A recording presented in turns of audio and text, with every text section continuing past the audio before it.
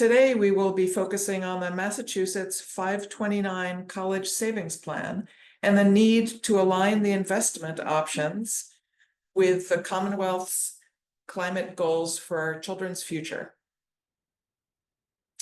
Before we get going, I'll quickly go over a few norms for this meeting. Please rename yourself in Zoom to include your name, your city or town, and if you like, an organization you're with. Be sure to mute yourself when we are together in the main room, but if you're not already muted. You can use the chat to share any comments or questions during the call. Closed captioning is available, and you should be able to access that tool at the bottom of your screen. And finally, we are recording this climate action call. If you do not want to be seen in the recording, please use the Zoom controls to turn off your video. Here's a quick preview of the agenda for our climate action call. We'll start with a brief overview of today's focus, and we'll hear some background information from a new member joining us today, Jessica Bryant. Then we'll move on to our action. We also have a guest speaker today. We've set aside about 15 minutes of this call to take action together.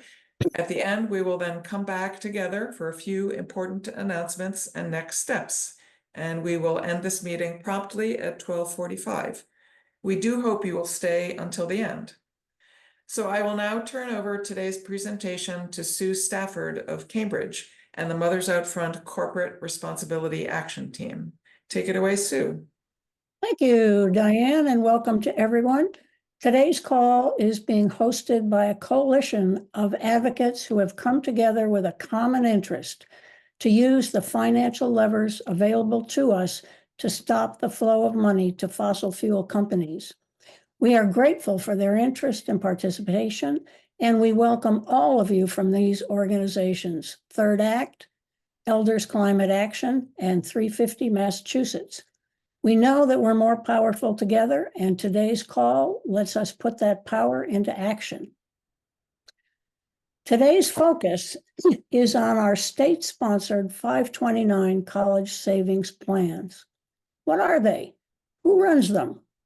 We'll hear how Jessica Bryant discovered that the plans are invested in fossil fuels and the steps she is taking to change that. Then we'll hear from the president of Green Century Funds, Leslie Samuelrich, who will help us understand why fossil fuel-free investing is a good choice. And finally, we'll take action to tell those who are managing the Massachusetts 529 plans that we want fossil fuel-free options. Now I'll turn it over to Jessica Bryant, and she'll tell you what she's learned. All right, great. Thanks, Sue. All right, but so before I jump in, I'm just gonna say the quick disclaimer. Let's see, I just wanted to let everyone know, so Mothers Out Front is not an investment organization, and I am certainly not a financial advisor. So I just wanted to remind folks, nothing, because we're talking about money, nothing that nothing that I say should constitute or be construed as offering financial or investment advice. Okay, but with that, I'm going to start off by introducing a little bit about myself. I have a 2-year-old son. If you go next slide. Great. I have a 2-year-old son named Beck. Here's 2 photos of him when he was about 6 and 13 months old. All right, next slide. All right, and so for me, something that I find very motivating is when my son is older, I want to be able to tell him I was not complacent to the threat of climate change. Everyone, since you're on this call, you likely have very similar views. So for me, an important part of not being complacent to climate change is making sure that I'm not potentially accidentally supporting the fossil fuel companies driving climate change by owning their stocks. So I've been working really hard to align my finances with the climate resilient future that I want for my son. All right, so with that, rewind to about 2 years ago, I had just given birth to Beck at the hospital, and a hospital staff member gives me a flyer for the Baby Steps program. And this flyer is letting me know that the Baby Steps program is this program where if I open a Massachusetts UFund 529 college savings plan. And the next year, the state will jumpstart my college savings for my son with a $50 deposit. So like many parents, I am nervous about how I'm going to be able to help my son pay for college. So once my son was home from the hospital and at least kind of sleeping through the night, I took the time to learn more about 529 plans. Here's an overview about what I learned. They are tax advantage college savings plans designed to help families save for their children's future educational expenses. Each state has their own plan. The Massachusetts 529 plan, called UFund, is overseen by the Massachusetts Educational Finance Authority, abbreviated to MEFA, and it's managed day-to-day by Fidelity. All right, I also learned that 529 plans generally have two categories of investment options. The first is referred to as static, where the investment strategy stays fixed over time. And the second is an age-based, or you may have heard the term target date category. And these plans transition from aggressive to more conservative as the beneficiary approaches the time when they plan to use the money for school. All right, so here's a screenshot of the investment options I saw when I logged on to Fidelity's Massachusetts 529 website. Don't worry about reading the small text. That's not important. The important thing is what I was looking for is an equity-based investment option that excludes fossil fuel companies. And I didn't find one. So the top box in red is showing the age-based is highlighting the age-based portfolio options that I mentioned in the previous slide. And unfortunately, those had very high fossil fuel content, and they included stocks and companies, including ExxonMobil, Chevron, and Occidental Petroleum. And then to make matters worse, Fidelity also offers a portfolio called the Sustainable Multi-Asset Portfolio, which, despite being heavily marketed as having environmental attributes or being sustainable, it still included shares of fossil fuel companies. That's including Marathon Petroleum, Chevron, and Occidental Petroleum. All right, so because I do not want to save for my son's education by investing in the companies driving the destruction of the planet, I couldn't find a good investment option. All right, next slide. Let's see. Okay, so I emailed MEFA and expressed my frustration. To MEFA's credit, members of their team met with me to better understand what I was looking for. After hearing me out, they acknowledged that the UFund doesn't currently offer what I'm looking for, and they recommended using another state's plan, which I did. I now use the fossil-free fund that's offered in Virginia's 529 plan. But this was a really unsatisfactory solution. For one, I'm missing out on a Massachusetts state tax deduction by using Virginia's savings plan. Additionally, this to me says that the Massachusetts 529 plans are out of sync with the state's climate goals. So at the recommendation of a state representative, I connected with Mothers Out Front corporate responsibility team, and together, us, and then with the addition of our coalition members, have been trying to convince MEFA to add a fossil-free portfolio. So we've met with MEFA over three times in 2023. Again, to MEFA's credit, they're willing to speak with us, which I really appreciate. But things have been moving very slowly. The result of all of our work with MEFA to date has been that in April, MEFA added a few questions about fossil-free investing to the annual consumer survey, because they're really interested in understanding if there is a wider interest in fossil-free investing. Next slide.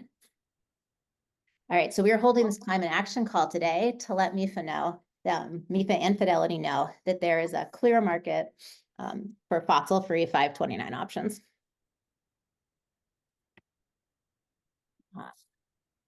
All right, and as I've been continually saying, I am not an investment or finance expert, but we have one on the call, which is really exciting. So I would like to introduce Leslie Samuelrich, who is an expert in sustainable and environmentally friendly investing and is the president of Green Century Funds. Thanks, Jessica, and thanks to all of you for joining. I'm really happy to be here. You can go to the next slide so you don't just see the picture of me. I'm the president of Green Century Funds. And so I just want you to know who we are and why we're so excited to be part of this webinar and this movement. The Green Century Funds were started more than 30 years ago. So we're not a newcomer to this space at all. And we're one of the first fossil fuel-free, environmentally responsible mutual funds in the United States. We ourselves offer 3 mutual funds for, people like you, or through financial advisors. There's other parts about Green Century, but I'm not going to go into those today. And if you can go to the next slide, I'm going to start talking about what is fossil fuel-free investing, and what to look out for. And some of the questions that may come up as you think about it more, or talk to other people about it. So there's many different investment strategies in the sustainable investing field, and they go by a lot of acronyms and a lot of different names, and it can be very confusing to people. So I just wanted to highlight 2 of them here so that you understand in the broader context where fossil fuel-free investing is. You may have heard of environmental, social, and governance criteria, or ESG. This is the acronym that's been in the paper a lot. If you read about the state of Texas or other states banning banning funds that contain or exclude fossil fuels, rather, it's called the attack on ESG. ESG is described by many people in many different ways. The way that we define it is that you're just using data to address the risks that the company is facing. You're measuring how well they're dealing with their environmental, social, and governance risks. The important thing to know, which often gets lost in the coverage and even through some financial advisors, is that a highly rated ESG company does not mean that it's not involved in environmentally dangerous activities. And it doesn't mean that it actually necessarily is doing things that benefit the environment. They're managing their risks. But if you're, say, a textile company and you use a lot of water and you're managing your water risk, you can do that either by installing new technology and reducing your water use, or you could use you could reduce your risk by buying up land rights and water rights from neighboring communities. And ESG data just doesn't care which way you do it, just that you manage your risk. So keep that in mind. Then the other approach of one of many is exclusionary screens. This is actually eliminating industries or specific companies from your holdings. These screens have been in place a long time in pioneers of responsible investing, such as Green Century. Under fossil fuel-free screens, I just want to share ours and then go on to tell you what to look for. We don't invest in coal, oil, or gas companies that are involved in either of these 5 pieces: exploring for, extracting, processing, refining, or transmitting coal, oil, or gas. Also, we don't invest in utilities that burn fossil fuels to make electricity. And then finally, we don't invest in companies that have any carbon reserves. That means they have leftover carbon somewhere that they can turn into fossil fuels and burn.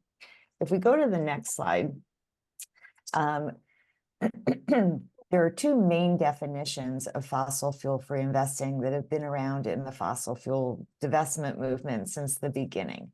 One is not investing in the top 200 companies that have the highest amounts of carbon reserves. It's 100 coal companies and 100 oil and gas companies. And this has been the common divestment ask at churches and schools and institutions. The other definition which we use is not just investing in the top 200, but not investing in any of them. We found that people, if they want to invest in the worst 200, they don't want to invest in 201 or 202 either. And then each firm or fund can define fossil fuel-free investing their own way. So that's why you have to really look under the hood in your own investments or with the MIFA options to see what really are the criteria that they're using. And I want to point out some names you think would be fossil fuel-free, but are not necessarily. So something that says low carbon, net zero, climate aware, many of those funds include oil and gas companies. If it says fossil fuel reserve free, it means that they don't hold companies that have reserves, but they still could have gas or oil companies in their fund. And then you always want to, even though it's not very exciting, check out the prospectus. Just read the part where it outlines the exclusions. We've found some funds that advertise themselves as fossil fuel free, and then when you read the fine print, they allow for up to 20% of their holdings to be in fossil fuel company, is to look for what is called in the 13 sectors of holdings. You want to look for the energy sector to be 0%. The energy sector does not include clean energy, so don't worry about eliminating renewables. But that is the sort of dirty energy, is energy at 0%. If we go to the next slide, I want to address some of the financial reasons that commonly come up. I'm not going to go through, I took out the slides around the moral and political reasons to do fossil fuel-free investing, because I figure this crowd, you're already here because you care a lot about the climate. And you want to think, how do you align your values? It's about performance. People are worried about eliminating a certain industry and damaging the performance to their investments. There are a number of studies out there, and they show that over the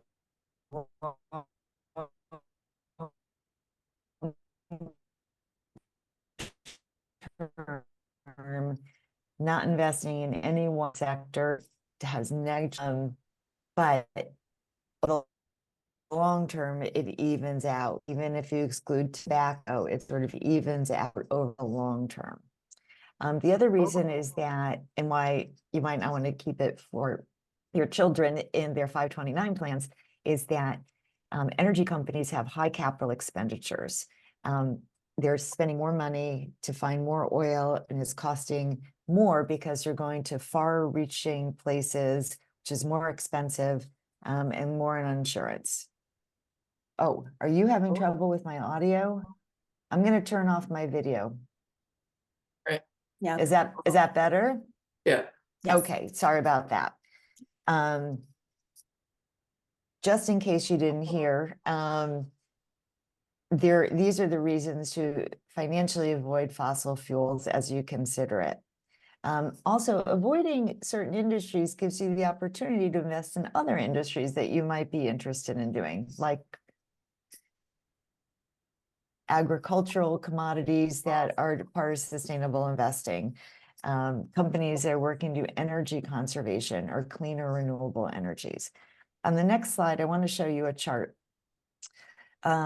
And this is, it ends on December 23rd, but it's updated every quarter. This is the most compelling chart that we have seen over the last 10 years. It follows two identical stock indexes, one with fossil fuels and one without fossil fuels. And if you look at it closely, you can see that in the early years, they're pretty close. But then there's variances, and the blue line is the one without fossil fuels. So even though both lines are going up and performing and increasing returns over time, if you excluded fossil fuels in this index, it's a wide index, it's a world index minus the US, you can see the performance. Again, like Jessica mentioned, You can't guarantee anything about fossil fuel free investing, but this is a useful chart to show and to use. If you go to the next chart or page, I just want to share some resources that we have on our webpage, which is listed there at the bottom. Again, we have a fact sheet that talks about how successful the divestment movement has been. We also have a fact sheet that summarizes some of the reasons to invest fossil fuel free, but possibly the most useful one is that we have a guide that explains how to do fossil fuel free investing. You just go to your website, our website rather, and put in your name and email and you'll get the guide. So if you're interested in more information, we're happy to help you. Whether you use Green Century or never use Green Century, we're just interested in people finding out how to do this, how to talk to their financial advisors about how to do this, how to convince family members, and then in this instance, how to get MIFA to do this. So I've been happy to be part of Jessica's efforts, and we've been a long-term partner with 350.org on the fossil fuel divestment movement over the last 10 plus years, and I'm just happy to be here today. So thanks. Thank you so much, Leslie. I also have to tell you that Leslie came with us to MIFA and gave a presentation to let MIFA know that fossil fuel-free investing was a wise choice. So we are very grateful to her. So, time for action. We have 3 actions today. Action 1 is to send an email to the MIFA and Fidelity decision makers. Action 2 is to sign a petition, and I'll tell you about that in a minute. And then a bonus action would be to share our action toolkit with your friends and family. So Deb, if you can put the link to the toolkit into the chat, but don't go away, I'll give you more details on how to do this. What you're looking at now is what you will see when you click on the toolkit. And as I said, action 1 is an email with 3 steps. Step 1 is to start writing an email using your own email account. Address it to the MIFA and Fidelity executives that are listed there with a blind CC to Mothers Out Front, so we know how many emails have been sent. Step 2 is the subject line. You can use the one you see there, or even better, create your own. You're then going to see a draft of an email. Please introduce yourself in your email and personalize it. You can then copy and paste the rest of the email and customize it in whatever way feels right to you. So that's the end of action 1. And we hope all of you will be sending emails. It's going to send a strong message. Action 2 is to sign a petition that will be delivered to MIFA and Fidelity in December. A link to the petition is in the toolkit, and the link to the toolkit will be in the chat. We're hoping to gather thousands of signatures, so please sign it today and share the link widely. And finally, action 3 is to share the toolkit with your friends and family, both in state and out of state. So here's what we're going to do. Deb is going to drop the toolkit link in the chat again. Please turn down your volume so we can all take these actions together with minimal disruption. If you have questions or trouble, just turn your volume back up and ask your question. We'll be here to answer it and help whatever problems you have, help to solve it. But then please remember to turn your volume back down once you're ready to roll again. If you're really struggling with technology, don't worry, you will get all these instructions by email later today, but if possible, get them done right now. At 12:40, we will all return together and close out the call. So let's go. Deb, will you please drop the toolkit link in the chat again?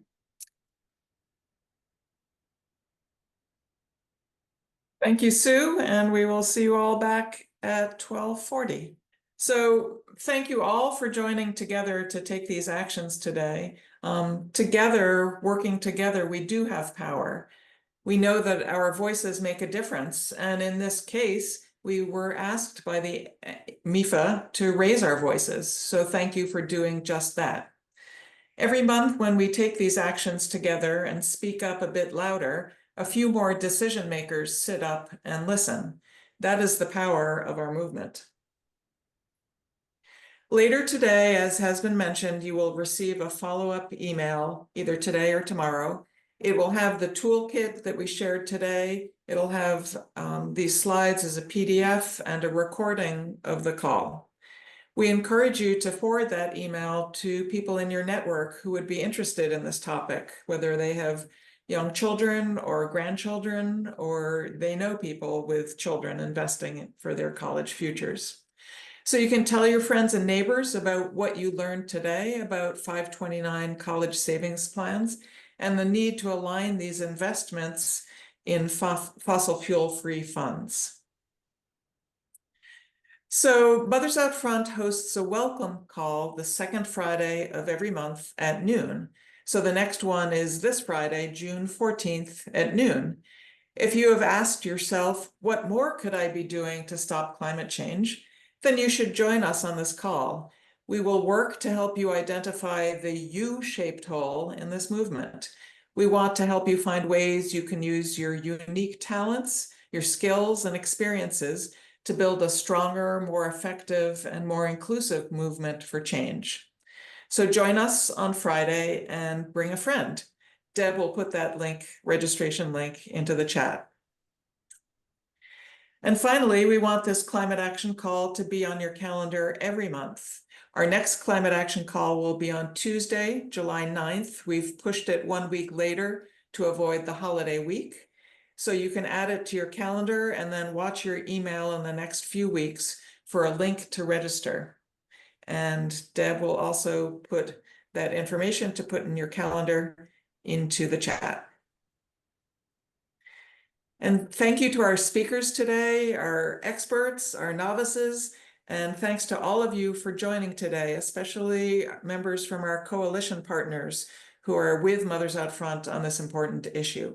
We look forward to seeing you again on Tuesday, July 9th at noontime.